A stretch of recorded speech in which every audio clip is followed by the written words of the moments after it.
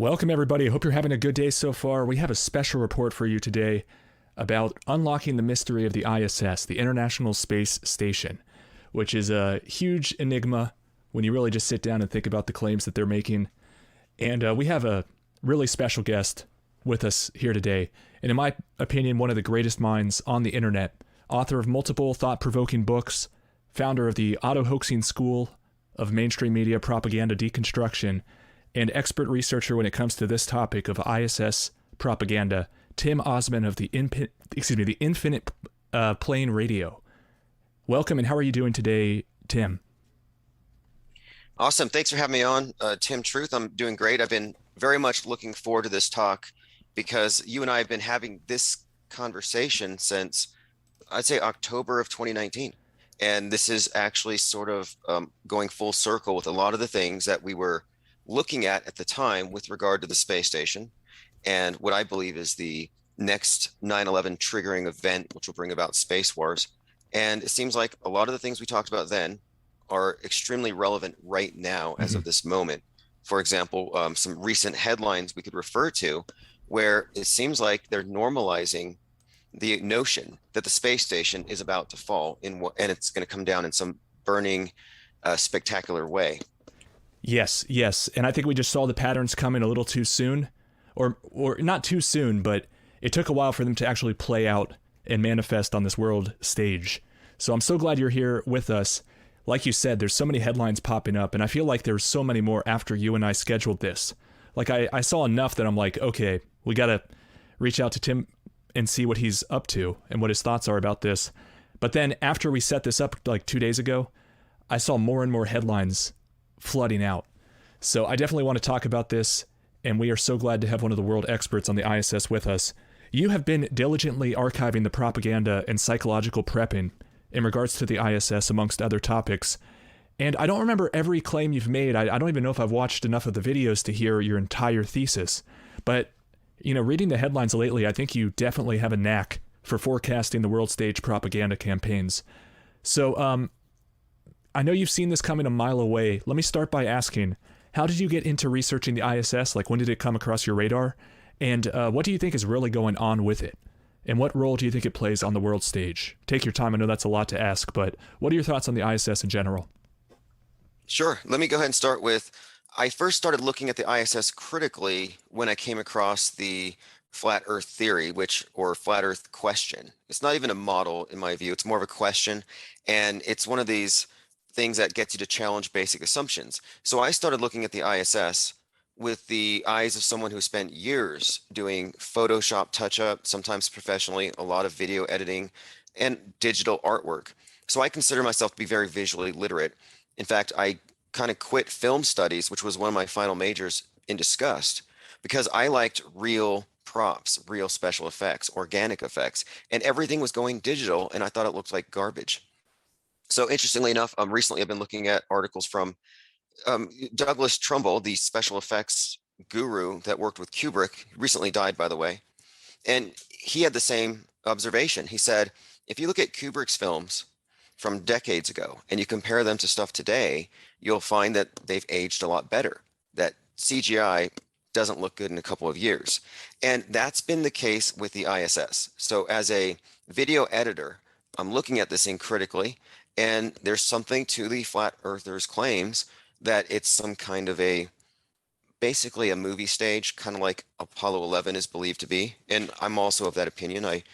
I would say that it's a continuation of this ongoing process of simulating space travel, which that in itself is kind of a side topic, but I believe that the outer space journey, outer space travel is actually this replacement heaven for the world, for a world religion. So all the religions, no matter how they differ and fight over their versions of heaven, they all agree on outer space, which has been verified by science. And I see science as the dominant religion of the day.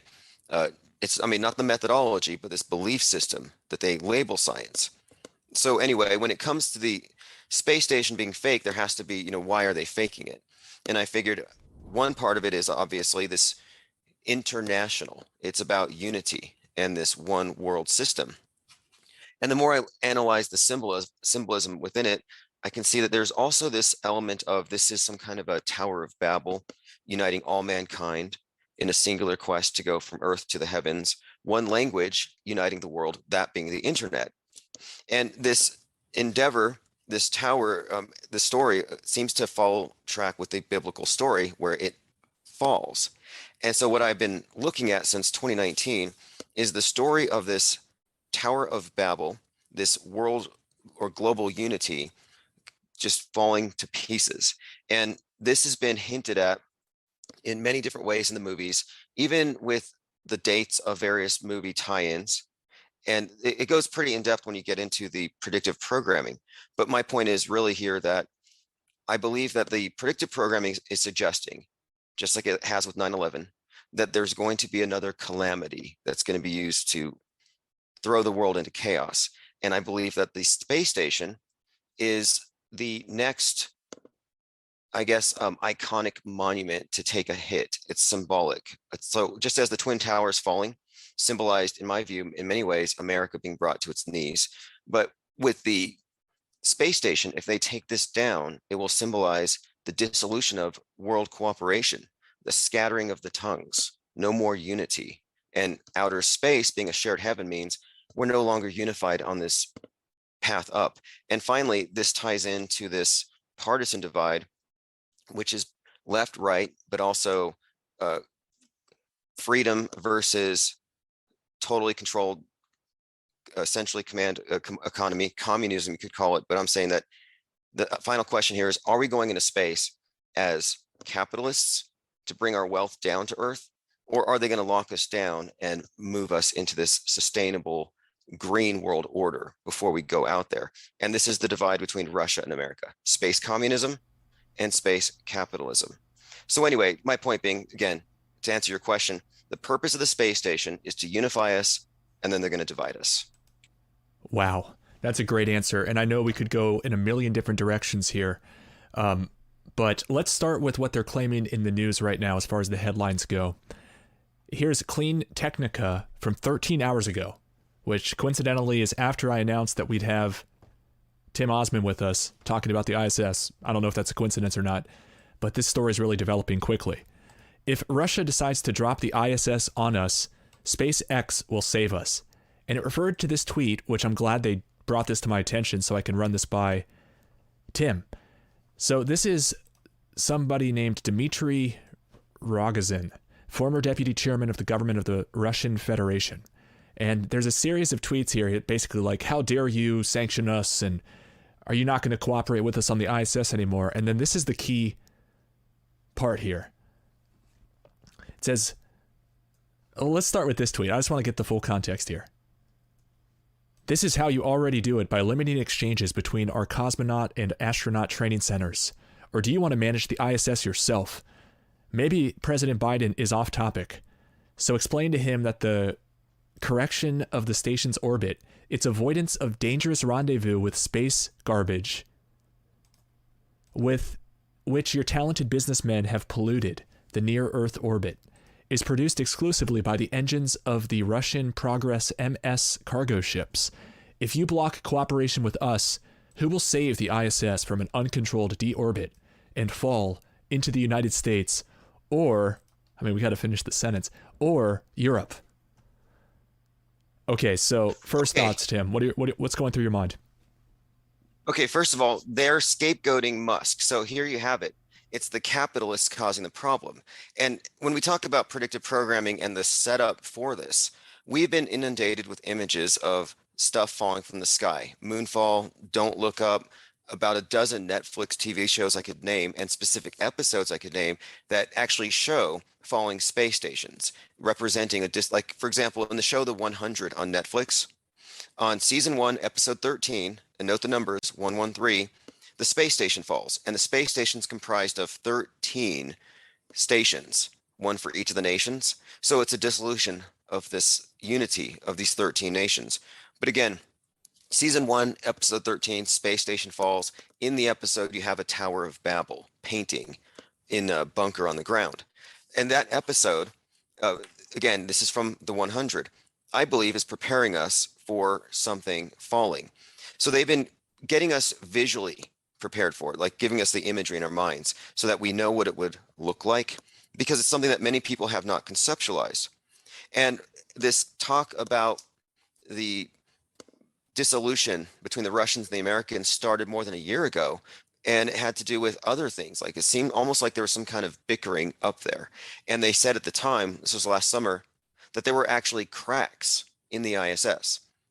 So I took that to mean, as I do this propaganda analysis, that this crack is actually along the lines of this greater schism that is being split down the world. And this phrase, the Kraken, I think is very relevant.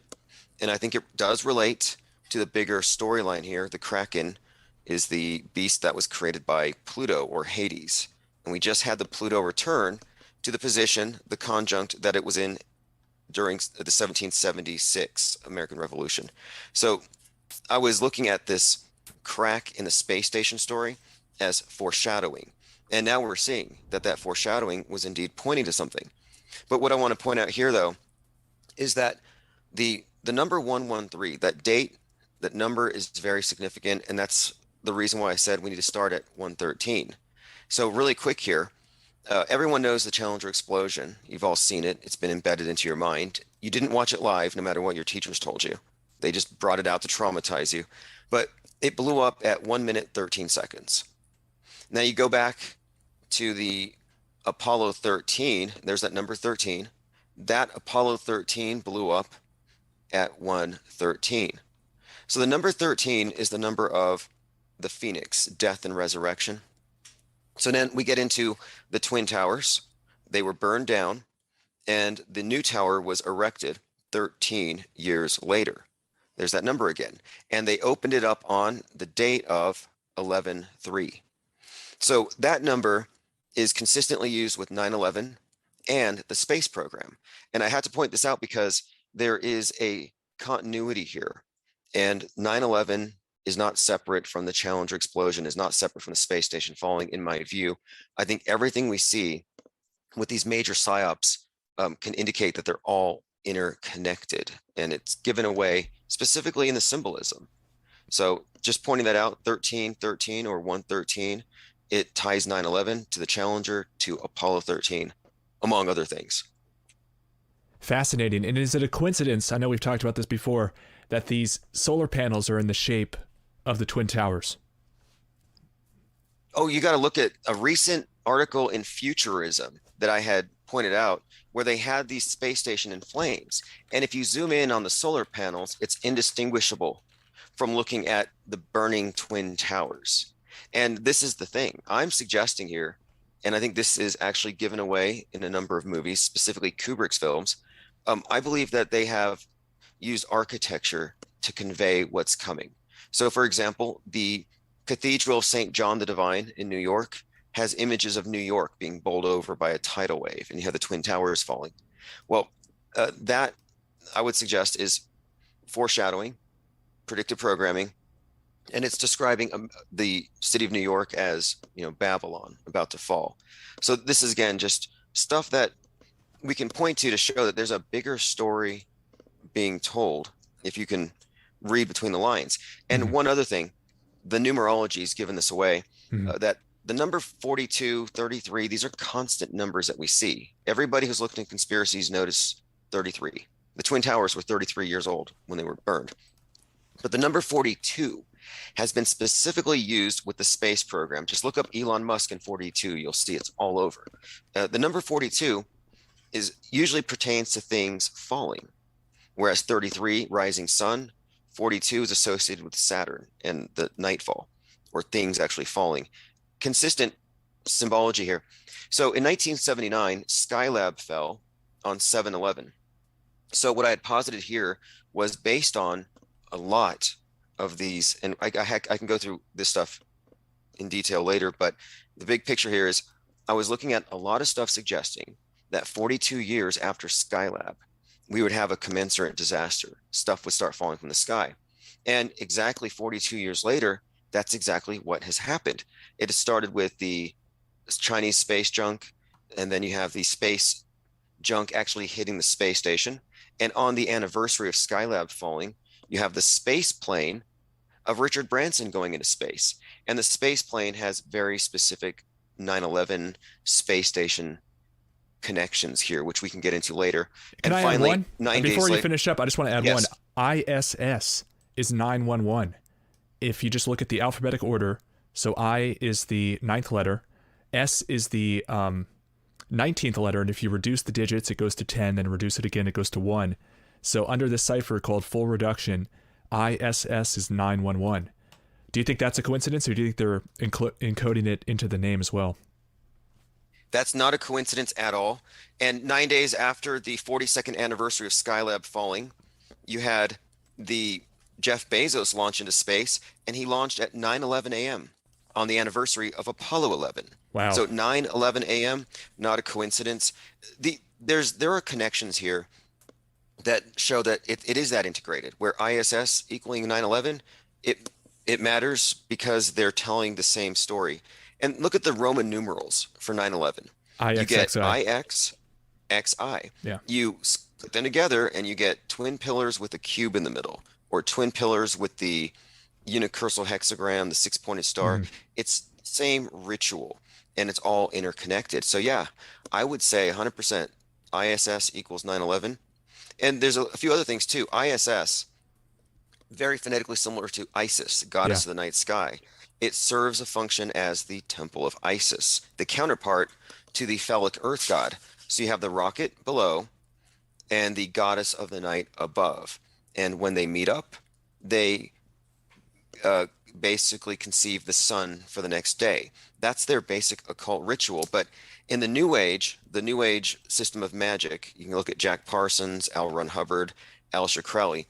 They renamed Isis into Babylon. So this, to me, stands out as well, because we're comparing the ISS to the Tower of Babel, and the goddess having been renamed. There's a storyline here that has to do with Babylon falling, Wow. Babylon burning. And I've been talking about this symbol of the phoenix and the burning man.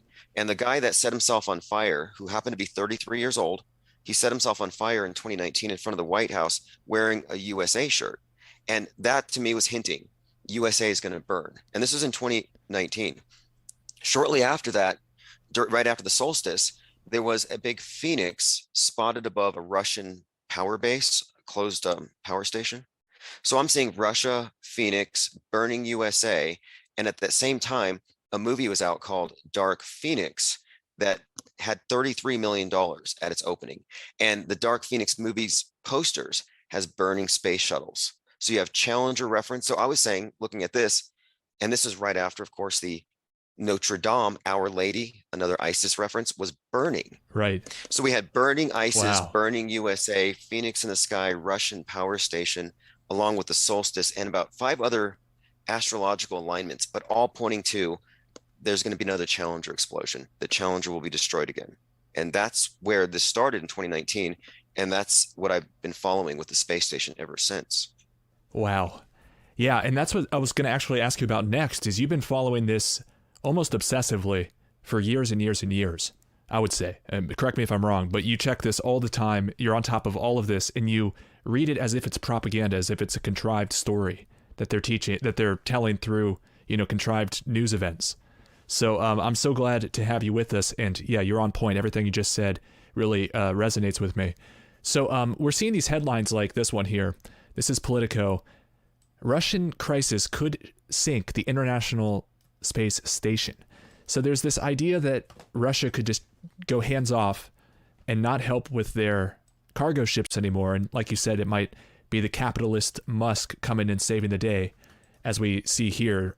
In response to that post, apparently Elon Musk replied with an image of the SpaceX logo.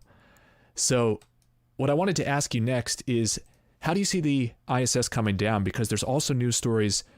Well, this one says NASA can run International Space Station solo if Russia pulls out, experts say. So there's like some question as to whether the United States could go it alone or if they need Russia. And then they're also talking about by 2031 retiring it anyway. So how do you see this coming down if you had to forecast it? Okay, so this is where it gets interestingly tied in to this idea of metascript. So you described how I look at the news like it's a story unfolding. And so when I say metascript, it's a script, but it's not just on one news network. It's on everything. The Gestalt, the big echo chamber from MSM is telling a big story that paints our zeitgeist in a certain way. So I've been reading that starting at the 42-year mark, the space station would start, there would be some drama up there. And in the last 6 months, it's dodged Chinese space junk twice. China claims they dodged CubeSats twice. And as I suggested that CubeSats would start falling at this time, 40 CubeSats fell like a month ago.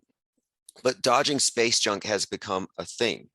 And on their mission Celestial Immunity, the arm of the space station was hit by a piece of space junk. It was vaxxed. So this is all new stuff. But again, I'm looking at this thing as it's a story unfolding.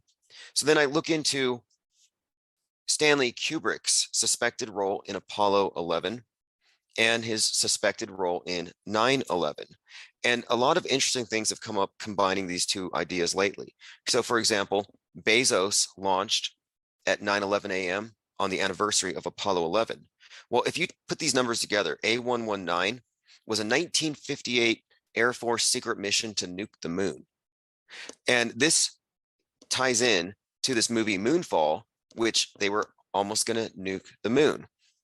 So Moonfall and Don't Look Up are two movies that have made it very clear that it's the capitalists that will destroy the world, and we have to let the scientists speak for us, that we're not listening to the Noahs of our day. Leonardo DiCaprio in Don't Look Up was portrayed as something of a Noah, warning the world of our wickedness, not our wickedness, but of the error of our ways by not listening to science is going to doom us. And they chose him because he's the face of the Titanic. The Titanic is a metaphor for the West, and the comet is just a space iceberg. So the West is going to sink. That's what has been conveyed again and again here, that it's space communism versus space capitalism. And the capitalist like Jeff Bezos is very publicly flaunting his wealth on his mega yacht. And so is Leonardo DiCaprio out there on their mega yachts. That's to imply Titanic. And the Titanic's about to take a hit. So my read on this thing with Russia's involvement is this.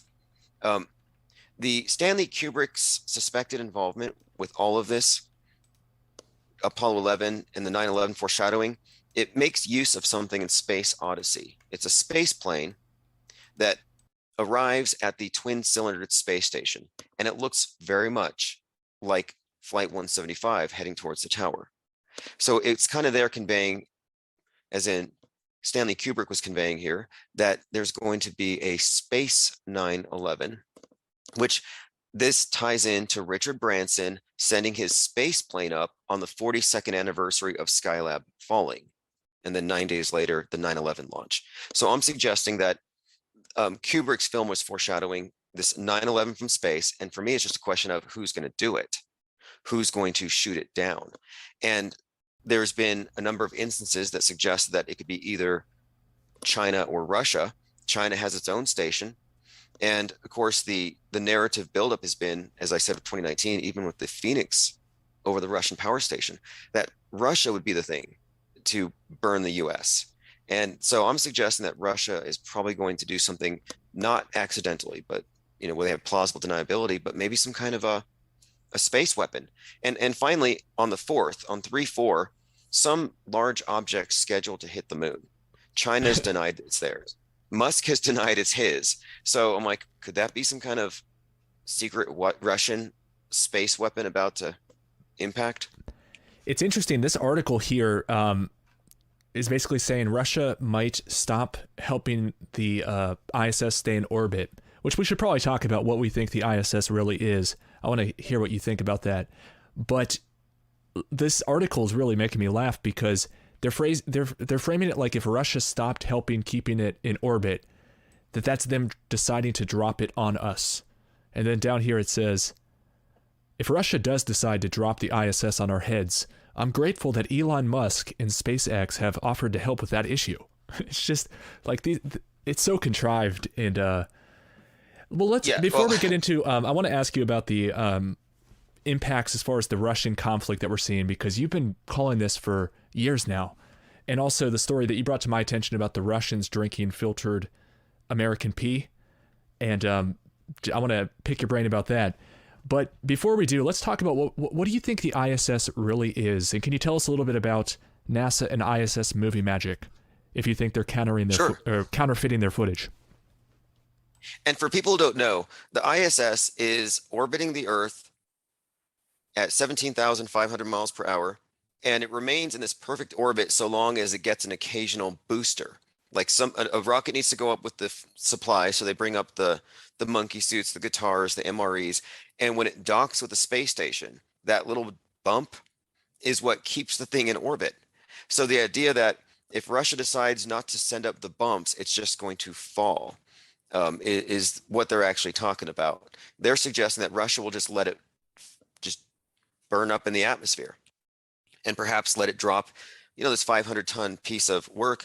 And so, first of all, to make it clear, I don't believe it's actually up there. It's an impossibility. But I just noticed these stories, like in 2019, there was a drill for a falling object over New York. And in 2020, there was almost a near hit. There was a near miss. And then a year later, same thing with China.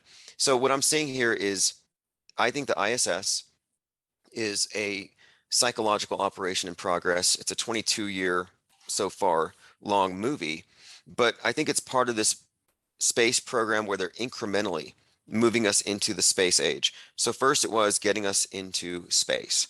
Then it was getting us onto the moon. Then it's this phase now, mastering low Earth orbit, creating these lunar gates. And the next stage after this is when we actually start colonizing the moon and then Mars. So I think that this is all just a psyop to get a generation acclimated to the idea that we're already in space all the time, that we're always there, and we're just going deeper and deeper. So again, I think this is a psyop to get us closer to accepting space travel, which I believe they could easily simulate. Right, and get people thinking they're going off to space, but maybe send them to some other kind of camp where they might be doing slave labor. Yeah, exactly. What if the Mars ships are actually slave ships and you're hyperlooping to some gulag deep beneath the Earth? You're not going to know the difference. And I think that this has actually been hinted at, and it's kind of a dark picture that's been painted, but it's far more likely that they're sending you to some dungeon beneath the ground than they're going to send you to some paradise in the sky, millions of miles away. So I like to think about their claims that they're making here at the ISS. They said they built this in the sky, and I liked how you put it. I think I remember you saying it's like they're claiming that they built a castle in the sky, and they keep it maintained up there. Is that the phrase that you've used, castle in the sky? Yeah, it's a castle in the sky, and it's an impossible thing. I Like believe you what said, they've going given. 17,500 miles per hour, and they just keep it up there. It's an impossibility as far as I'm concerned as well. But And what's more, go ahead. it gives them this view where they claim, and this is the new priesthood. They go up there and they say, I've had a cognitive shift. I've had the overview effect. I've seen the whole Earth. Now I'm an environmentalist and I don't believe in national boundaries. So they've used the ISS as actually a temple. This is its real Mhm. purpose, aside from the space program and this advance into the new age. Another purpose is to establish an actual high priesthood. They're elevated and they are able to claim such. That's fascinating. So, how do they pull this off? Because people are going to say, no, it's up there. We can see these videos of it going across the moon. We can track it on our app and see a light up in the sky. Is this just, shadows on the cave wall to make us believe something's up there as part of the mythology? Or is Yes, that even faked as well? absolutely. Absolutely. Plato's cave. And everything about it is fakeable. We have to say that. If people say it's on my app, well, Pokemon's on your app. Are you saying Pokemon's outside? So we have to understand that everything that they present to us is fakeable. And look, a lot of people, maybe it's not lie, but they'll confabulate. People will say that they met an angel or they saw God or something, and it may just be a bit of an exaggeration. So people will say, I saw a light. I think I saw it. And most people don't know that once it passes sunset, the Terminator line, it enters Earth's shadow. So you would not be able to see any low Earth orbit object within the umbra of Earth's shadow, which goes out into space 870,000 miles. So people who are claiming that they're seeing the space station over their head at night, they can't. And most don't know. So I think it's just a misconception that it's up there. And then when you look at the hows of it, well, one, movie magic, everything they can fake in the movies. Look at the back behind the scenes from the movie Inception, where you can have these movie sets where people are floating around and rotating. Super easy to do.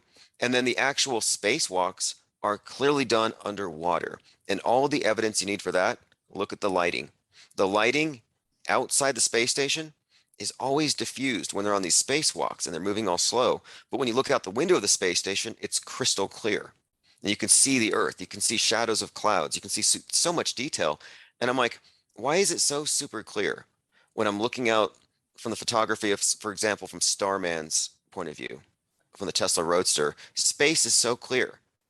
But then look at a spacewalk and it looks like underwater. And you just compare underwater lighting, like on an oil rig or something, just find a video and compare it to the spacewalks. So yes, they're faking the spacewalks in the place where they do their training, the desalinated pools, and the other part of it's just filmed in a studio, likely in New Orleans, but it's a film studio. It's beyond, they're still low grade green screen, but the future of the space program is going to be these surround LED screens. They're going past green screen. So we have to call out the glitches while we still can.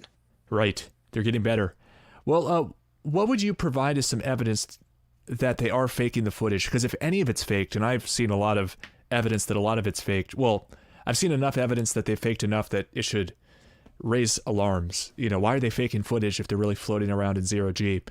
I wanted to ask you about that, but I also wanted to point out real quick, isn't it interesting how nonchalant they are?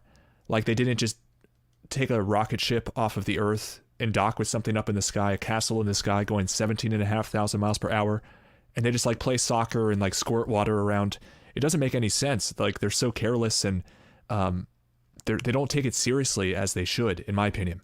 What are your thoughts on the faking of this with the movie magic and the maybe augmented 3D CGI and the green screening and the harnesses and stuff? What are your thoughts on this? Okay, well, for one, you're right about this. They're super nonchalant. We're talking about a dangerous work environment, and they're goofing around, playing soccer, putting on monkey suits. You would think they'd be afraid for their lives because they're hurling around the Earth, but it's too perfect. I think it's too perfect, and they're intentionally being minimalistic. The thing doesn't rock, it doesn't tilt. It's too perfectly still, in my opinion. Right. And something else too is they fake stuff all the time, but their graphics, like that Douglas Trumbull had said, CGI doesn't age well. If you look at the footage from 2015, compare it to 2010, 2005, and then compare it to the recent stuff, you can see that outer space and the way that the human body moves in outer space seemingly changes along with our ability to simulate it. So it's like the special effects are getting better. And it's like space should always look the same, no matter what you're using to film it. So there's some dead giveaways, but I would point to green screen glitches. There's some instances where they're using augmented virtual reality, where they are looking through on a screen or through lenses, they can see these 3D objects floating around. The director doesn't see them unless he's looking through the camera. So you're looking at augmented virtual reality, objects that aren't really there, where the astronauts are constantly, I guess, misjudging exactly where their hand should be. And you'll see their hands going through microphones, microphones going through necks, and I'll have to assemble a lot of these in short clips so people can actually go through them. We also have instances of astronauts being interviewed by students on the ground where you can hear the director talking to the astronaut, but he's on the same movie set. We have dozens and dozens, if not hundreds, of glitches that clearly give it away. And I also want to point out, before the flat Earth topic ever emerged, like you can find articles, you can find on various websites as early as 2012, where people were looking at ISS Photoshop and recognizing it as such. You can find discrepancies in how the Earth looks from space across various pictures, where sometimes you can tell that they use the wrong pictures, they're too close to the Earth, too far. But anyway, I'd say it's self-debunking for anybody who knows what they're looking at. Right. It is. It's crazy when people point this out You can see like their shirt getting pulled back by the harness. I have a couple here. It's just like here, this guy gets like his harness hooked, and they're all looking right at his harness where he's having issue, and he's like pulling on the wire or something. It just seems obvious to me, and I don't know why people can't see it. And then that combined with the extraordinary claims that they're making is about like how they're docking with this ISS and keeping it up in orbit for all this time. What did you say, like 20 years now? It's Yeah, 22 years. It's really hard to believe that all of this isn't anything other than, a fake, a fraud. So that's how I look at it. And something else I wanted to bring up here, as far as like why bring it, I've been suggesting here, the reason why they have to bring it down is there's two reasons. One, the CGI is just terrible, and there's new CGI, and you can't just go from looking as it looks now, where these guys are obviously dangling from harnesses, to floating around effortlessly like Sandra Bullock. You can't make that leap in the same craft. Right. It would be too great a leap. So I've been saying that one of the limiting factors is CGI when it comes to space travel, and they can't move us to the moon bases until they've brought this monstrosity down. And I think that's why they keep it minimalistic, because they have to phase it out, and they're no longer going to use green screen and harnesses. They have more sophisticated ways of faking space. So I think it has to go for that reason. And then also, I've noticed that with the space program, at every major leap, there has been specifically a fiery explosion, a fiery immolation. The first guy to go in space, Yuri Gagarin, mysterious fiery explosion when he was flying.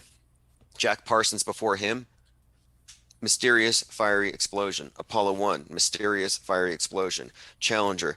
And I'm suggesting here, in fact, let me read this line from the author William Cooper. He says that there's a symbolic language that you can read in the names of the space shuttles, where he says, it's a Columbian enterprise to endeavor for the discovery of Atlantis, and all challengers will be destroyed. So taking that perspective, the Challenger, in my view, from my reading of the symbolism, is what is constantly being destroyed and coming back. It represents the sun god, the sun. And the sun is always destroyed, and then it regenerates. And so I'm thinking every phase of the space program has involved some kind of sun god death and rebirth. Yuri Gagarin's death, in many ways, mimicked the ritualistic death of Osiris, where they couldn't find his parts. Apollo, sun god name. So it's consistent. So I'm just suggesting that to fit the pattern, to move to the next phase of the space program, to actually go into lunar colonization, I think we're due for another fiery sacrifice. And it just so happens that if the space station were to fall, it would quite literally burn up. Wow. Well, I've got some questions I want to ask you about Russia. But before we do, let me ask you about 9/11, because I remember you have a pretty extreme stance on it, and I don't mean that in a bad way, but you take it further than most as far as how faked it was. Can you give us like an elevator pitch on what you think happened on 9/11? I'm just so curious, because Sure. I am obsessed with this topic. Yeah, same here. Okay, so 9/11, the mega ritual was planned from the time that the buildings were built, even before, in my opinion. I think there's a correlation between the use of 911 as an emergency number starting in 1968, and that being the year of the Twin Towers construction beginning. It's not a coincidence that the Pentagon's construction began on a 9/11. That date is the New Year in the Coptic New Year. It's a very symbolic occult date. So I think that this is more ritual than anything, more than a geopolitical attack. And moreover, I don't even think it necessitates that people actually died. And when I get into the metascript concept, it seems clear that a lot of what we saw that day was actually scripted and directed by Stanley Kubrick. And so what I'm suggesting here is that what we're looking at is not merely a false flag, somebody pretending to be Islamists or actually Islamic terrorists attacking us. I'm suggesting that this is an alchemical ritual that was predicted in Space Odyssey 2001, which is all reference to 2 into 1. It's the alchemical processing of mankind into this one world order. And that's why we have the 2 towers replaced by the One World Tower, which originally was going to be called the World Trade Center Phoenix. Yep. Or And the again, Trump twin. when you look at the It was also called the Trump Twin Towers, or the what do you? It was like the Trump World Trade yes, Center or something. The Phoenix. Yeah, you're right. Trump's all over it. So when you look at the opening date and then the 13 years after the 33-year construction to destruction cycle, I think there's so much here pointing at this being an occult Masonic ritual, however you want to define it, Masonic, Illuminati, whatever, that it's beyond just a political thing. So were there victims of 9/11? In my view, everybody who watched it is a victim in the Psywar. So they give you a story. This is the victimizer, these are the victims, and we are witnesses. And I'm suggesting no, that the victimizer is the monolithic media that is using the media as a de facto state church, and the victims are the victims of the mass trauma-induced mind control. And I think that's what we're looking at here. I think that Corona, for example, was a continuation of the same storyline. I think that, like, here, let me throw this out really quick, because 9/11, this ties into it. The number 19 hijackers, you could say that 9/11 was another Pearl Harbor. Pearl Harbor was originally called Operation AI. AI is 19. 19 years after 9/11, COVID-19. And now after COVID-19, we have the Great Reset, and now they're bringing about Gaia, the global AI initiative and alliance, which is basically AI 19. So the number 19 is constantly being used with these resetting events. And these events are all connected through the numerology. Pearl Harbor was on 12/7.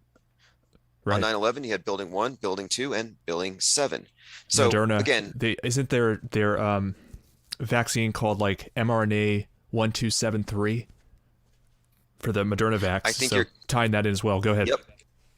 No, they all literally tie in like this. And so the more I'm seeing how these things are integrated, and then also, I mean, it goes into, for example, they phased out the Quran radicals and replaced them with the QAnon radicals. So when you look at the templating of these psyops and the structure of it, aside from just the ritual, there's so much planning that I don't look at these things as terror attacks. So again, yeah, I could say that my view on 9/11 is extreme. I'm saying that they manufactured fake victims and they made victims out of every single person. If you consider a mind-controlled subject to be a victim, if somebody has Stockholm syndrome, are they a victim? And so I'd say, yeah, in a sense, we are collectively, we are like, I guess you could say Stockholm syndrome, and that we are, of course, a captive audience. Right. Yep. Well, let me ask you real quick before we transition to Russia, which I think is very interesting to look at through your analysis of the propaganda over the years, because you've been pointing at this for a while, and then all of a sudden Russia comes out on the scene like they've got a vengeance and they're going to nuke us all, and just like this really escalated quickly. As you predicted, you saw this coming a mile away. But, you know, when I think about 9/11, I think it has to do with this Bible verse. And then when I see that ISS also means 9/11, I think about this Bible verse. And I don't know if we differ about how important you think this is to the story, so I wanted to ask, but this is the Bible verse, Revelation 9:11. They had as king over them the angel of the bottomless pit, whose name in Hebrew is Abaddon, but in Greek tongue hath his name Apollyon. And Abaddon, I believe, locked up Satan for 1,000 years in hell. So it's a separate deity, it's a separate entity, according to the Bible, than Satan. So what are your thoughts on this Bible verse? Am I barking up the wrong tree, do you think? I don't think you are. You can also find something with Revelation 3:11 and a reference to a crown, and we get Corona. And also flip it, because with this numerology, you'll note that 9/11 and 119 are often used interchangeably. And I look at Genesis 119, you find a reference to the Tower of Babel falling. And 119 is the release date of Donnie Darko, a movie with many 9/11 tie-ins and stuff falling from the sky. In fact, the promotional material for Donnie Darko was problematic, and a lot of it had to be scrapped because it was plane parts falling from the sky, and it's just a post 9/11 movie. 119 is also the date that patient 0 came down with COVID here in America. So yeah, these numbers do mean something. And also on this note, 9/11 is one event that uses these numbers, but you could look at other events that were 9/11ings of America, like when Derek Chauvin kneeled on George Floyd for 8:46. Well, 9/11 started at 8:46. The sun set in the Twin Cities at 8:46 that day. So you got the twins, 8:46, and this 9/11ing of America committed after the guy takes a $20 bill, which means 20 means twin tens, another twin reference, and this is right after Gemini kicks in. And it's a counterfeit bill, which makes it a twin. And on the back of the 20, you got the Twin Towers burning. So these are super integrated events. And then you can even look back at Rodney King. He was beaten for 1 minute and 19 seconds. Wow. And do you want to guess how many times Rodney King was hit? And the name King, all this stuff is 33 times. 33 his name times he was was hit. King too, and it comes back to that Bible verse. But I know you have a whole other line of thought on that as well, with the ritual of the murder of the king. Is that right? I'm sure I'm getting it a little bit wrong. Can you bring us up to speed? You got it. There's so and that's when you look JFK, at this, that's MLK, etc. Right? Exactly. Wow. They tie them. They integrated them. So, for example, the George Floyd Act was initially passed on the 30th anniversary of the Rodney King beating, and they were look. These numbers are super consistent. So I don't claim to know numerology, but in their usage, you will see the number 33 associated with Phoenix, King, Christ, and this dying and resurrecting Sun King is this. And is that constant 666 theme we're seeing? Is that 666 as well? At all? Yeah, I see the 666 meaning the same thing more or less. Although actually, it's more like this. The 666 seems to be usually reference to world order, but yeah, it's the Sun King reference. It's actually the same basic set of symbols. 42 seems to signify Saturn, and I noted that the number 4, when you get into the origin of these letters and numbers, the number 4 is a cross, the 4 seasons. So Saturn's an agrarian deity, a god of cycles and harvesting. That's where you get the Grim Reaper, the death, and the scythe. The number 2 looks something like a reversed S, and if you look at the symbol of Saturn, you can take a 4 and a 2 and you can recreate it. That's my point here. The 2 is the scythe, the 4 is the cross, the symbol of Saturn. And so what I'm suggesting is that in many of these psyops, and specifically the racial psyops, the black versus white, you will see the number 42 associated with the black side. And that's referencing Saturn. And it's this duality between Saturn and the sun, dark and light. And it's not about race. It's a masquerade for the alchemy. That's what they're using it for. Just like you'll see politics will often use some political identity group, and it's like they don't really care about that group. It's about their agenda. They don't care about the environment. It's about installing a communist dictatorship. So my point being, the number 42 is always used in these racial psyops, and you'll see it super obvious. And it was really clear in 2020, the week of the Kenosha riots. It was Mamba Week, celebrating the 42nd anniversary of Kobe Bryant posthumously, who was interviewed, his final interview on Earth, by Stephen Jackson, the 42-year-old, quote, twin of George Floyd. But anyway, this numerical patterning with these events is super consistent. Even Derek Chauvin's verdict was read on 4/20. Those are 42. They only allowed, and it was 330 days after he killed Floyd, and they only allowed 33 in the courtroom. Like, it's so consistent across the board. So my point being, 9/11 is code for these major transformative psyops, but it's not merely limited to that one particular event. Wow. And I have some questions I still want to ask, but I want to give you the floor if you want to tell us a little bit about the connections you've drawn between Kubrick and 9/11 and possibly other major events. I think that's one of the most interesting things that you decode. And is this also, by the way, let me plug your book.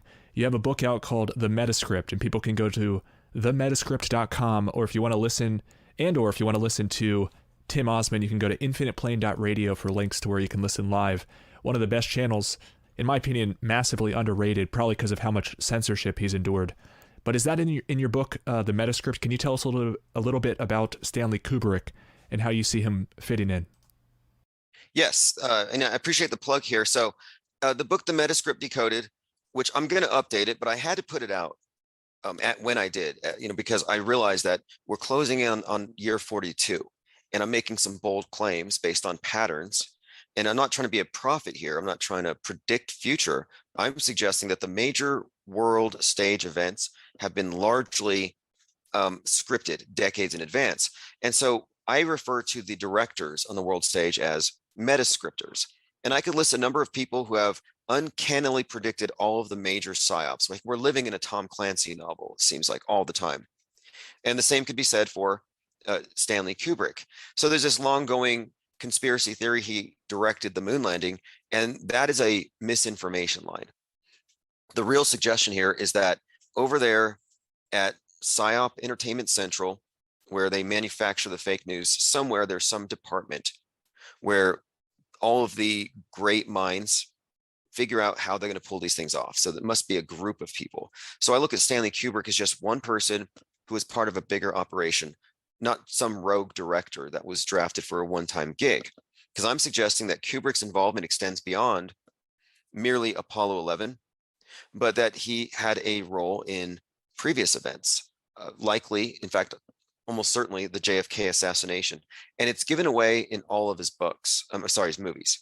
Now, I would recommend that people go to chartword.com and just search JFK to get a start on this. But a couple of examples, some undeniable things. So at Ground Zero, there is the hotel known as the Millennium Hilton. The Hilton was specifically designed to resemble the monolith Yep. from 2001 Space, which came out in 68. So 33 years later, that monolith is overlooking Ground Zero, where the attacks actually happened. Now, in the movie The Shining, we can all remember Danny zipping down the hallways in his tricycle. Well, there's a scene where he's going towards the twins, who were not twins in the original script. So Kubrick made them twins. When he passes them, they're on the ground and everything's bloody. They're ripped in the middle. And there's a fireman's axe by them, foreshadowing 9/11 and the Twin Towers. The next scene, Danny's throwing darts. The twins walk in and they're standing next to a phone booth. That's the Bell telephone booth.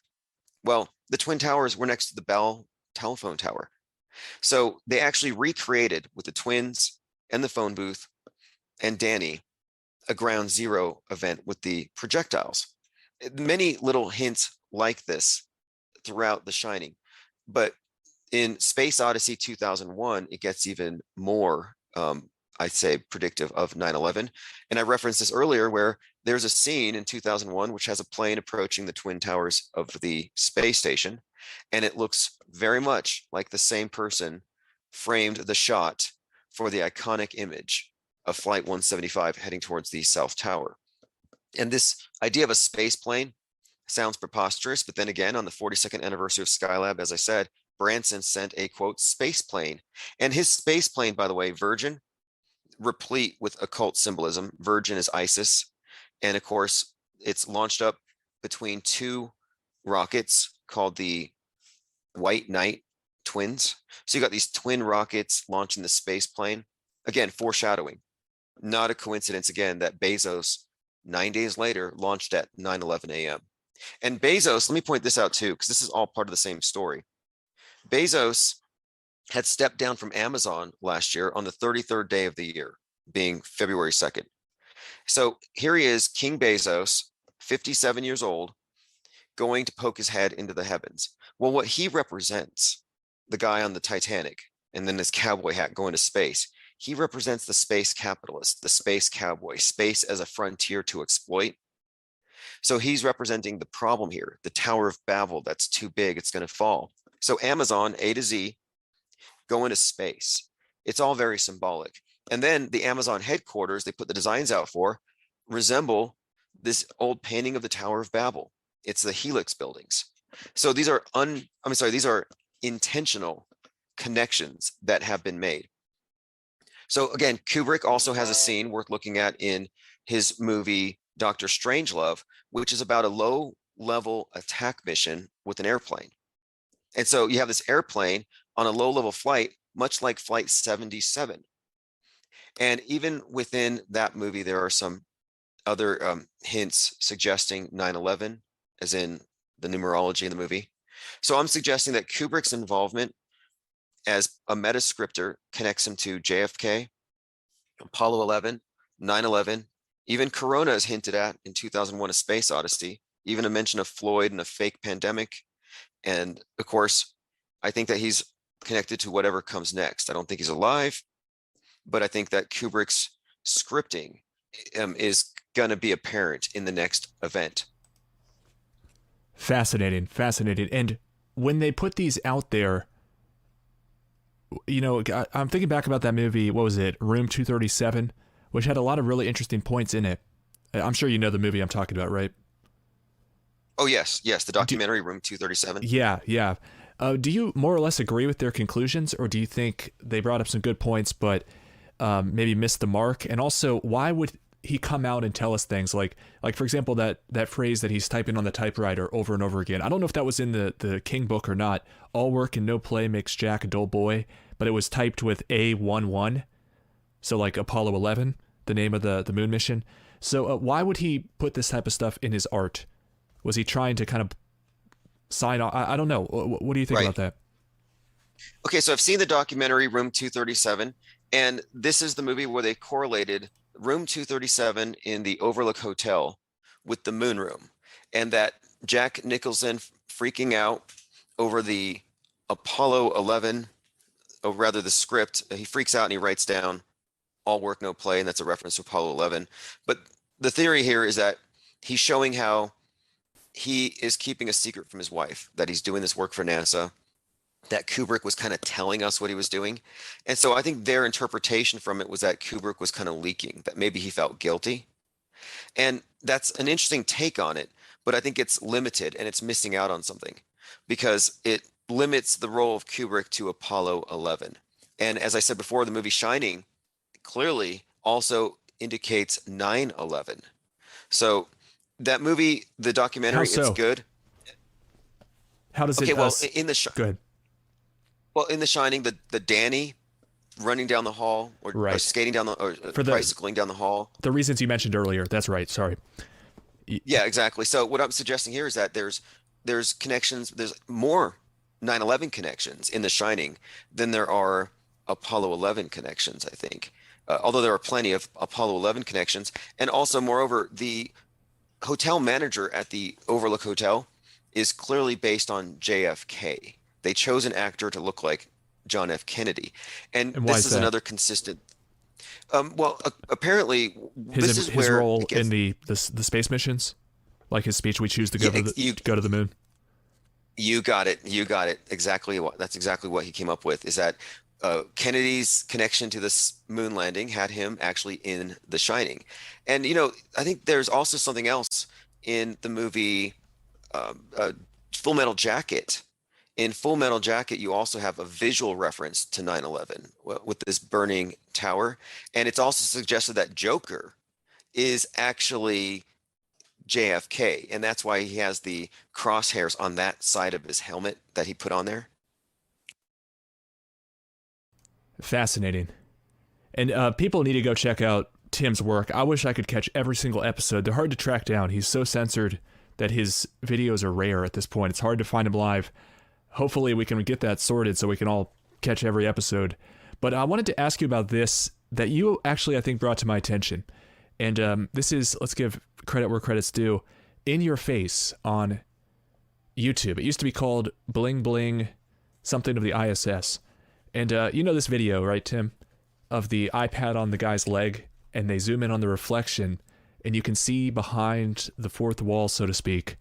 And it's a creepy glimpse behind the scenes. There's this reflection here, and maybe this is a hoax. Maybe she added it, or somebody else added it before she got her hands on it.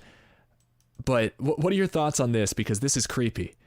It looks like maybe some Easter egg they left there, or is that really what's going on behind the cameras? I mean, this looks like some sort of a droid or something. A druid, I guess is what I mean. With one of these There are eyes. many of them. There are many. I've seen them. And so what you're talking about are the reflections in the black mirrors on all the Yes. iPads that the astronauts have strapped on their bodies. And Bling Bling BS of the ISS is a YouTube channel that she specifically found. She sought these out. all of these reflections. And so I looked at these videos and I'm thinking, what do these mean? And they kept making me think about Eyes Wide Shut. And the reason Definitely. why is that they look like the masks from the behind the scenes where Tom Cruise's character goes into the secret Illuminati party. So I was thinking, if if I'm right about the space station being a hoax, then the people who are behind the scenes would be the ones behind these masks in the movie that Stanley Kubrick is hinting at, the real controllers, the ones who are managing these various deceptions. So the connection here, though, stood out to me. When I saw that video, I thought, wait a minute, why is there an Eyes Wide Shut connection to the space station when we already have established Kubrick's got some connections to Apollo 11? And that had me re-examining, was Kubrick involved in NASA and how deep does it go? And then this got me looking at Tom Cruise, because then shortly after I noticed this or looked into this demons on the ISS, these masks, I thought, wait, this is interesting, because now Tom Cruise, after having announced the sequel to Top Gun on the 33rd year, they put out Maverick, he announced that he's going to go up into the space station. So I start looking at Tom Cruise, and I find that Tom Cruise spent a lot of time with Stanley Kubrick. And I thought, wait a minute, if Kubrick's legacy is Apollo 11, shaping the worldview of the masses, maybe Tom Cruise is very ambitious, and maybe going to the space station, he's going to do for the space program what Kubrick did. So I was already looking at Cruise suspiciously, like, why is he going to the ISS after he's worked with the guy that faked the moon landing? So I saw this as a connection worth looking at and exploring. And the more I looked, the more I found that Tom Cruise is super integrated with the meta script, with this bigger story. He's got movies where, like Vanilla Sky, where he dies at 33, comes back from the dead. He divorces all his wives at 33. He's done 42 movies. And again, the number 42, tying in with this space station thing. The Top Gun movie to Maverick was 33 years apart. And his name, Even right? with His his name name, oh, this is means a big one. crossing. Cruise means to cross, right? And then what was Tom? Twin? Yeah, so you got twin cross, which means resurrection or second coming. And so in the Metascript book, I was talking about his name being, and I said, you're going to see Tom Cruise likely falling from the sky and this twin cross symbolism. And funnily enough, back in October, Tom Cruise was filming a movie based on World War II, where he was spotted hanging upside down from the sky from a bi-wing plane. And if you look at the picture, it looks like Tom Cruise on a double cross in the sky. Now, I'm saying that this is part of an integrated ritual, and it's foreshadowing for what's to come. Wow. So, how do you see those two storylines tying together and playing out here? Tom Cruise is going to go shoot a movie on the ISS, they say, and then we're eyeing this drama with Russia. So you mentioned it earlier. It sounds like we don't know exactly how this is going to play out, but you expect maybe it to be shot out of the sky. And how do you see Tom Cruise playing in with that? Okay, I'm glad you brought that up. So, okay, last summer was 1969 all over again. So 2021 summer was like 1969. We had the race to the moon, the space race. And in 1969, you had the space race, Russia versus America. So this year, last summer, Tom Cruise was racing to the space station to see who could film the first movie in space. The Russian crew going up there were filming a movie called The Challenge, another Challenger reference. The director, there's a few hints about this too, but my main thing is Russia versus America. Tom Cruise is our hero. And hero is a sun god reference. So he represents our side, and the Challenger, of course, the movie The Challenge is the Russian movie. So what I'm suggesting is the Challenger explosion to come has been hinted at already, and that Russia beats us. And that's what we were kind of looking at with Tom Cruise going. So he hasn't filmed it yet, but he lost the space race for America versus the Russians. He lost, quote, the challenge. And I don't even think his part of the story is over yet. He's still going up there. And I found hints in a David Bowie film or a video and a South Pole episode where there's a South Pole episode of Tom Cruise dead on the moon. David Bowie's last video, Black Star, has a dead astronaut on the moon. So there's these and then also there's some Tom Cruise predictive programming where he's constantly this world savior. And you can see how he's typecast as this dying, resurrecting Sun King. That's what he was in Vanilla Sky.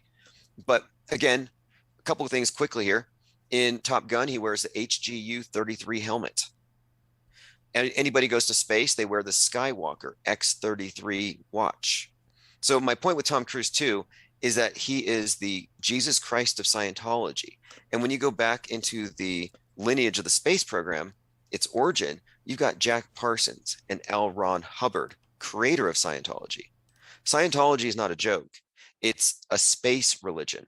And the creator of the space religion was deeply integrated with and in bed with, literally, with the American counterpart to Aleister Crowley. So there's a connection here with Scientology, the movies, occult black magic rituals, and Tom Cruise, and this incoming 9/11 event that's going to come from space. Wow. And I wanted to ask you, what was I going to ask you? You brought to my attention Mr. Satan is an anagram of Starman. And then we have David Bowie, who you just mentioned. And I was a big fan of David Bowie growing up, and he helped indoctrinate me into the space paradigm with songs like Space Oddity and other ones like that. I can't think of exactly what they're called. And he went by the Starman at one point in his career, I believe. How does he play him? Was he just a useful jester, musician to help them sell this stuff to the people subliminally? I think on two levels. One, David Bowie's music has tracked along with the progress of the space age from the beginning. They played Space Oddity on BBC during Apollo 11. He's also a Thelemite. So he's of the same cult religion. That's really the basis behind the fourth wall of Scientology, behind the fourth wall of NASA. He was a part of that. It's indicated in all of his work. So the song Starman, of course, significant here because Tesla Roadsters, the Tesla Roadster by Elon Musk was sent out into space with a David Bowie song playing. Starman, the guy in the seat was Starman. So this Tesla Roadster has on the dashboard, "Don't Panic." Couple of references here. "Don't Panic" is from Hitchhiker's Guide to the Galaxy. That's where Musk gets all of his 42 references. But as I said, 42 is actually a reference to Saturn. You could also say that Mr. Satan, being an anagram, is another way of referencing the same thing, because David Bowie is the man who fell to earth, and he wears the lightning bolt on his face. Satan falls like lightning. So you have the Mr. Satan, the man who falls to earth, Tesla Roadster. Interesting symbolism all throughout this entire thing. But the significance to Bowie is the Space Oddity corresponds to Space Odyssey. The main character in Space Odyssey is David Bowman. DB is another 42. Wow. So David Bowman equals David Bowie. We are David Bowman collectively as he descends into as he merges with the monolith. So the space age, if you ask me, or this whole space odyssey is mankind being integrated into the cult of the monolith. We're all being put into a singular one world religion. Has nothing to do with flying to very high places. It's all about the mentally science putting us into this scientific science being installed. Yeah. Wow. Well, last year at NATO they had the digital monolith that all the world leaders ogled at. Did they? And it says fight. Yeah, you got to look at the digital monolith at NATO. And again, the monolith is from the movie Space Odyssey, 1968. In 2020, monoliths were appearing everywhere. This is why. And what I'm suggesting again here is that David Bowie's music was there to track along with it just as a, as a cultural counterpart. And I even think it's like, okay, Space Odyssey, the song, or Space Oddity was the first music video performed in space. It was Chris Hadfield. Ground Control to Major Tom. Major Tom is probably Major Tom Cruise, if you ask me. I think that that's how deep the foreshadowing goes.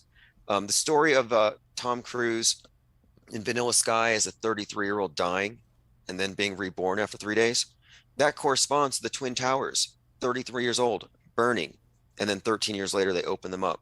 This is a psychodrama that extends across multiple generations. And so that's how big of a scope this thing is. Cruise is just a bit player, but him losing the space race to the Russians in the challenge last year, to me, was foreshadowing that the Russians are going to defeat America in this particular psyop or whatever. And that segues perfect to our final topic, and I'm sorry for taking extra time. I know your time is very valuable, but thank you for being with us here. Final topic has to do with this Russia onslaught in the news. You know, we keep hearing Russia this, Russia that. We hear Ukraine, you know, that they're just obsessively pushing this topic. And you've been touching on this for a long time now, and it just kind of manifested overnight last week. And I couldn't help but think back to this headline here, which I think is how I want to segue over to that topic and get your takes on these things. You brought this to my attention, and I'll just read it from right here. The Americans drink their urine, the Russians don't. It tastes like bottled water, says the water subsystem manager for the ISS at NASA's Flight Center. As long as you can... okay, so basically they're talking about how they stomach it, but somehow they're telling us that Russians get to drink the filtered water that they bring up with the spaceship, and then the Americans drink filtered urine. And what do you think? Because this seems like a contrived story that doesn't make any sense. What do you think the symbology is here? Yes, I remember when I first started looking at this, I thought, if this whole thing is fake, then why are they bringing this up? Is it a sick joke? Is it a hazing? But if you look at the subtext, it means something that the Russians they're drinking water in space up there, and the Americans are drinking Russian urine. It's recycled, sure, but when you look at the subtext here, I'm thinking, is America being dominated in space? Is America going to take a fall? Have we lost the space race? Have we already been punked and we don't know it? So I took it to be some kind of, and then also the first time I heard this, Donald Trump was hanging out with an astronaut and Ivanka, and they're talking to the commander, Peg Whitman of the ISS, who spent 666 days in space, by the way. And she's on the screen and she's chugging this thing. And Trump's like, better you than me. And they laughed about how she's drinking the Russian urine. And I'm thinking to myself, wait a minute. Right before that, the big news of the day was Donald Trump was getting golden showers by Russian prostitutes. Right. Shortly before then. And I'm thinking, golden showers from Russians, Americans drinking Russian something. So I kind of read in the subtext there that maybe something was going to go down in space and Russia was going to take over the low Earth orbit domain. Well, I have somebody who sends me some really interesting thoughts, and just a couple that I got today. They told me climate change is an anagram of chemical agent. So that's a curious one. But they also, when I brought this up, I was telling how you were going to be on the show, and I had some thoughts about the ISS, and one of them that I mentioned was this story. And they sent me an email about the Pi variant, which is something I've been forecasting here and guessing is about to happen. Based on all the conditioning and all the propaganda that I'm seeing with the vaccines and the COVID, it seems like Omicron is conditioning people to everything's proportionate, and you get your rights back if the variant is mild. But then it looks like the Pi variant is going to be more deadly, is my guess. And rapid test, this phrase they always use, rapid test, is an anagram of Pi started. Lots of things like that I've seen.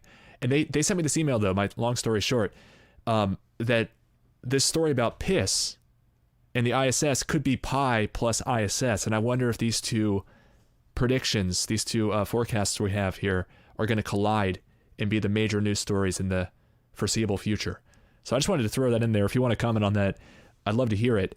But then I wanted to ask you about the whole situation with Russia. But first, what are your thoughts on that possibility of Pi variant plus the ISS being shot down, or just drama with the ISS together as piss? And this is a contrived piss story. The world stage is nothing if not entertaining theater, and they're constantly inculcating double meanings, double entendres, and encoded meanings in the names of the different characters. And I'm always pointing this stuff out. Like, there's no way it's the inside jokes are legion with this group. So that wouldn't shock me one bit. Anagrams too. Chemical agent, an anagram for climate change. Well, climate change is 33 years old. So I've been looking closely at that, thinking if there's going to be any kind of simulated event, this will be the year. They're gearing up for it, for sure. The propaganda. And speaking of anagrams, you sent me one this morning that Ukraine is an anagram for air nuke. Yep. And also UK rain, like the UK reigns over the rest of the world. But yeah, air nuke as well. All thanks to that same person who emails me the tips. So shout out to them. But yeah, what are your thoughts on air nuke, Ukraine? Okay, air nuke stands out to me because when we were first looking at the, again, notice the date 113. We were looking, and this is before I knew the significance of that date. I didn't know the new tower opened on that date. But but again, we were looking at this 113 date and this Seattle predictive programming, and the $100 bill folded up gives you a space needle with what looks to be a burst above it, like a starburst, like a EMP in the sky. So an air nuke. So air nuke actually does seem like it would be part of the story right now, because if there is going to be a nuke, it's going to be an Can EMP. you say that And again? there's What graphic looked like what you just described? Yeah, okay, and funnily enough, the last time I brought out the video on this, my internet went down. The $100 bill folded up. Oh Like the yes, I have $20 that. bill gives you the Twin Towers, that Yeah, would I give you have the that Space actually Needle right with an here. air nuke. Oh, there's that one as well. And then there's also the flooding of New York City. Are you aware of this way to fold the $100 bill while I pull up the other one? Yeah, the $100 bill gets you the flooding of New York, and it gets you the air nuke or the anagrammed Ukraine above the Space Needle in Seattle, which is state 42. I'm sorry, in state 42, Washington. And the Space Needle, by the way, is 42 meters wide. And do you want to guess how many seconds it takes to ascend the elevator in the Space Needle? 113. 42 seconds. 42. Okay. Wow. And let me run this one by you really quick. On 1-9, there was a 19-story tower, the Northwest Tower on 1-9, that burned. They say 19 people died. That was the initial report. So 1-9, 19 floors, 19 people, Northwest Tower burns, caused by space heaters. So when I saw that, I'm thinking Northwest, probably a reference to Seattle or Uh-huh. Washington. And I'm thinking space heater, space wars. So a lot of the space war predictive programming we've been seeing has been pointing at the Northwest. And the fire engine that put out the fire was engine number 42, interestingly enough. I had a reporter there on site. So I'm seeing that event on 1-9 as suggesting there's going to be another 9/11. This is a Bronx fire, by the way. The next 9/11 is going to be a space 9/11 as things heat up in space. And then they also said that the space heaters were necessitated by climate change. So there's that angle, because the climate change angle connects to the space war schism here, capitalism versus communism. Communism, of course, being synonymous with the environmentalist green agenda. And final question, I guess, because we could talk for a long time and I don't want to steal your time. What do you think about the whole situation with Russia? What can we predict from your analysis coming at it entirely different? And I guess after this, I want to ask you about auto hoaxing. So maybe one more question afterwards. But what are your thoughts about the Russia situation and predictions based on your analysis? Because you come at it in a completely different direction. And I think it's interesting for people to hear what you think is coming next. Great. Yeah, and yeah, I certainly don't mind. We haven't spoken in a while, and it's about time we've caught up on things. So I'm happy to answer all these questions and respond to any other questions people may have. But yeah, so the phrase auto hoax and the auto hoaxer is somewhat new, but it's about really epistemology. How do you know what you know? Do you assume it's true because it comes through a screen? And I think we can all agree at this point that you can no longer rely on televised news for factual information about reality. So on some level, we're all having to admit that you're going to be a dupe if you just believe everything. So you have to have some level of skepticism. The problem is most people have turned it off, and by default, they trust the news. They trust the screen. So those of us who say, if it's an extraordinary claim, we need evidence, or it's not true to us. We don't have to acknowledge it as true. We're being logically consistent and sound here. But yes, we are automatically assuming it to be a hoax if it's extraordinary without evidence. So that's the approach. And that approach leaves you with a lot of unanswered questions, but it also leaves you without a lot of things to be afraid of that turn out to be hoaxed later.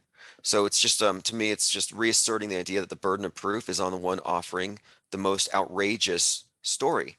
And for so long, the media has been selling us outrageous stories, and people have accepted that burden of proof. And it's not fair. We don't have the, I don't think we have enough information to even know one way or the other. So it shouldn't even be on us.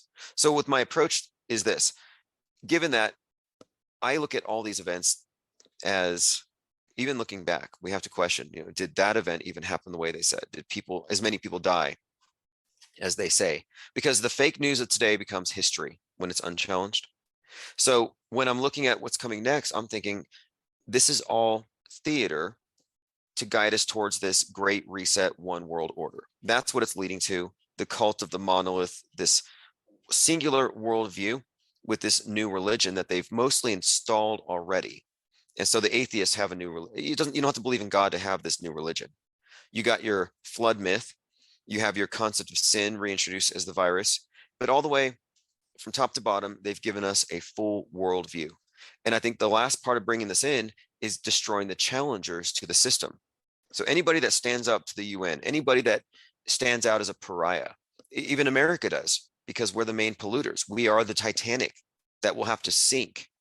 And so I kind of think that 9/11 symbolized America being brought to its knees, and 3/11 symbolizes, in many ways, if you look at the pandemic, 3/11 as like another 9/11 event, it shows us submitting. So the submission, I think, is also symbolic. The kneeling, which we saw with the BLM, a lot of politicians. I think the act of kneeling represents submission to this one world order. And that's what the new tower represents. The replacement tower they put up on 113. So I think that everyone's being brought to heel. And I think that's what the QAnon story is so important. And really quick, since we talked on about this whole Kubrick thing and Kennedy, we cannot separate Q from the Kennedys. And the Q story is, if you ask me, it's as old as 9/11, which is why I don't trust it. And so there's a subtext, a story with this whole Q thing that involves the Kennedy family. And again, I think this is all part of a myth that was constructed decades ago. But my point is, the bigger overall drama is that the challengers to the system have to fall. So whatever happens with Russia, whether they simulate an EMP, whatever they do, I'm assuming it to be fake until proven real. If they tell us there's fallout and you can't leave your house without a mask, I'm going to assume it to be as real as the 2020 thing. Mm-hmm. Wow. Well, let me ask you, because I'm sure a lot of people are curious about this question. And also I want to ask you, and this will be the final question afterwards, about your work and your mission. And, I know you're into print and also radio and video streaming. So I want to hear what you're up to these days and what you're planning. But I wanted to ask you about, how do you see this whole world theater being orchestrated? And I know we've touched on this a little bit, but, basically they're all puppets and they're just the actors that we see on the screens. And then the writers and directors are behind the scenes planning the whole thing, but we don't know who they are. And it's all scripted. Is that the general idea? They're all on the same team. How do you see this, power complex hierarchy actually getting things done behind the scenes? Well, for one, I think everything's on a need to know basis. So people will say they couldn't have faked Apollo 11 because there were 150,000 or so contractors, they'll say, involved. Well, not everybody has to know. If you look at an actual movie, who actually knows the words that the actors are going to speak in the final scene outside of the director and those actors? The stagehands don't have any information about this. So I'm saying that there's levels of the stagehands stratification information about this. And just like with the military, you have security clearances. And I think our world is run by security clearance societies or secret societies. And this need to know basis is necessary for the integrity of the whole thing. So I'm suggesting that most of the people are playing bit parts, and that the world stage is, and this is the biggest secret of all, and this is why I think it's important to make a distinction between fake and false flag. What this all gives away is that there is some kind of monolithic control over world media that has allowed the MSM, bipartisan media, to become the de facto world church. And I think that's what's going on now. I think that the old religions are being replaced by this new technocratic religion. And I think it's important to the powers that be that they retain total editorial control. And so right now they're involved in censoring the people who are questioning the news as being real, but they're allowing certain types of conspiracies. So for example, you can talk about aliens all day, But if you say aliens are fake and the earth is flat, you get censored. Why is that? So I'm just saying that, yeah, the bigger agenda here is that there is a monolithic world church that has actually disguised itself as many different decentralized media organizations. And to the extent that a media organization is not independent, or that it's basing its stories on established lies, they're just extensions of the same. So you don't even have to know that you're working for Big Brother or that you are Big Brother to be a part of it. You just have to go with the default interpretation of major world events. So it's all compartmentalized, and if people stick their necks out, they get thrown off to the side. So it's just a big grooming process, and everyone just keeps doing their simple tasks that they're assigned without seeing the big picture, and they're rewarded probably handsomely, so they just go along with the flow, and if they stop, then they get weeded out. Basically what you're saying? Precisely. And one other thing, I think all of this stuff is planned long in advance, and I think whoever's behind this, their symbolism is constantly referencing astrological bodies and ancient deities or whatever. Mm-hmm. The cult that runs the world is astrotheological, and everything's timed in the stars. I don't think it's a coincidence, therefore, that the conjunction between Jupiter and Saturn, the great conjunction on the solstice in 2021, I think that event was 100% tied into this World Economic Forum's Great Reset.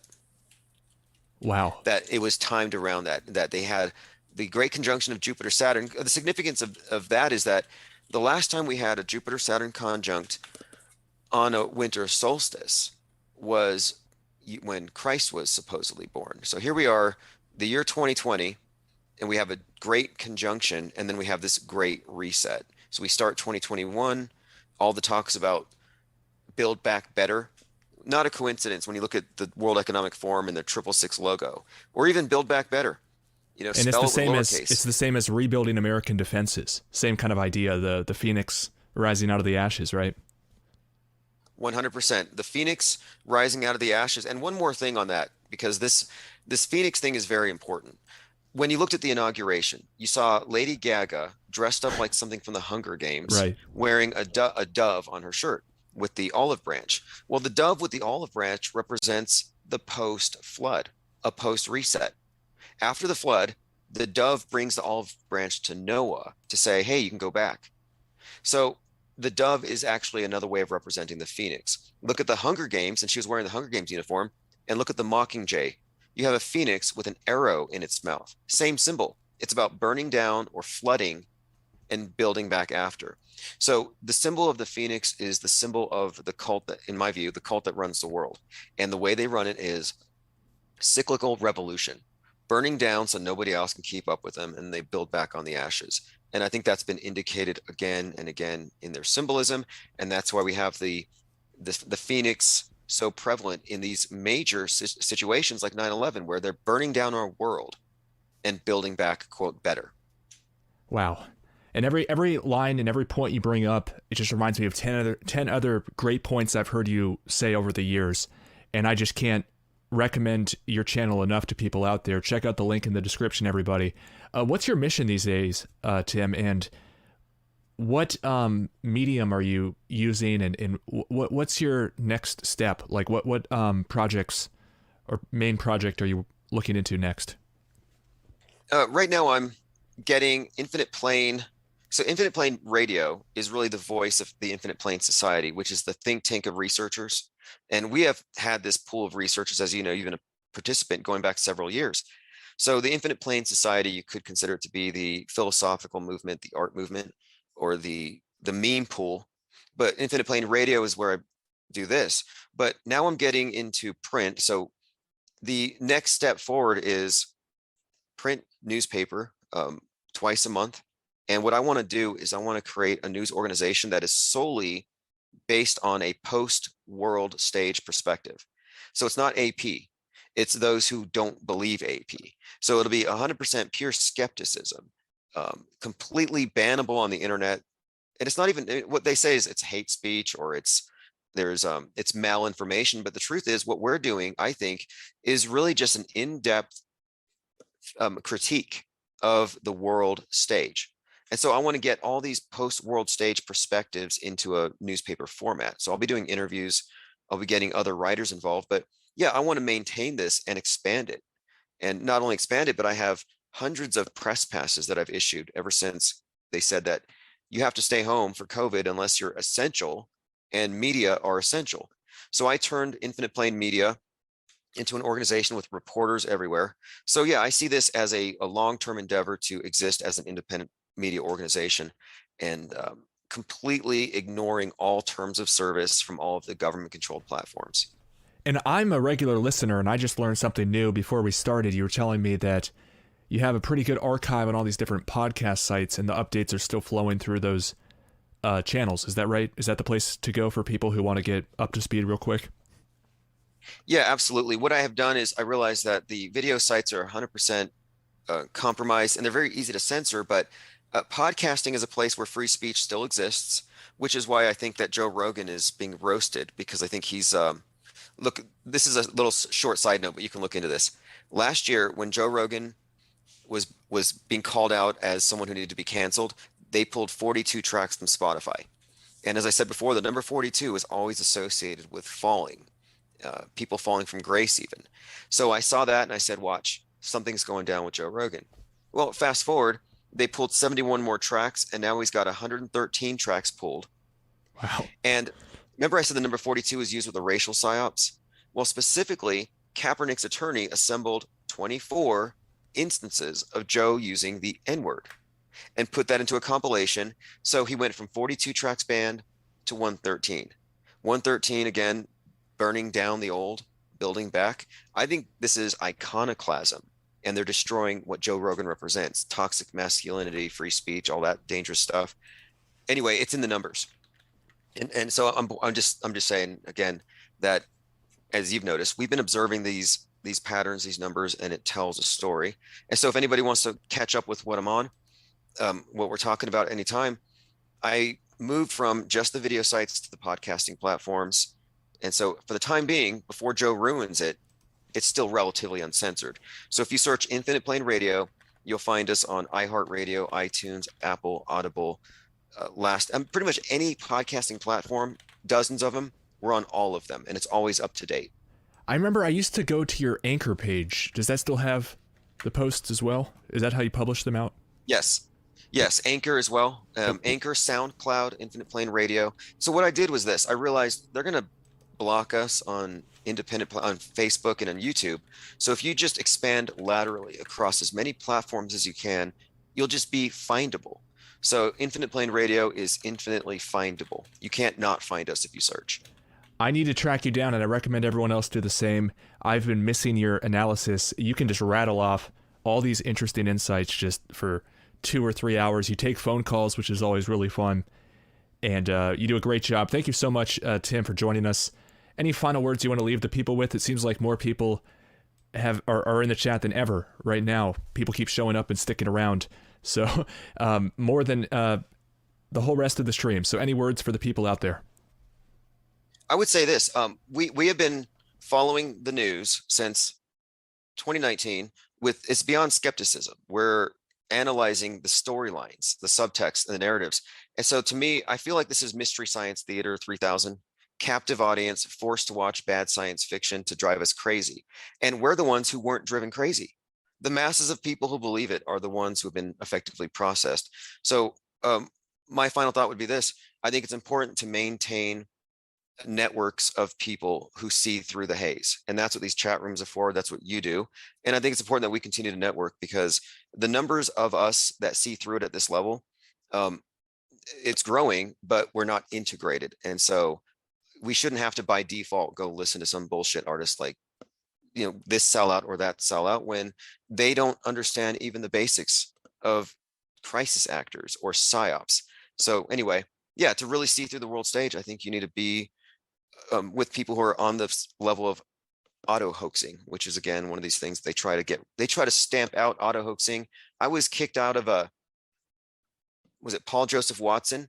I was kicked out of one of his chats. I was blocked for being called. He called me an auto hoaxer. So mainstream conspiracy theorists don't like this level of radical skepticism. So I intend to maintain it, obviously. So anyway, yeah, thanks for having me on. We'll have to do a follow-up after whatever goes down goes Yep. down. Yeah. Also keep an eye on the 4th. The moon's going to be hit by some big That's piece tomorrow? of junk tomorrow. Tomorrow. Okay, we'll check. We'll keep an eye on the moon and an eye on the ISS. Thank you so much, Tim, for joining us. Keep up the great work, man, and really appreciate you. Likewise, I've been a big listener and supporter on Patreon of yours, and I've been following you since, well, 2019. And pleasure to speak with you. Have a great day. All right, have a good one, man. Bye. All right, everyone out there on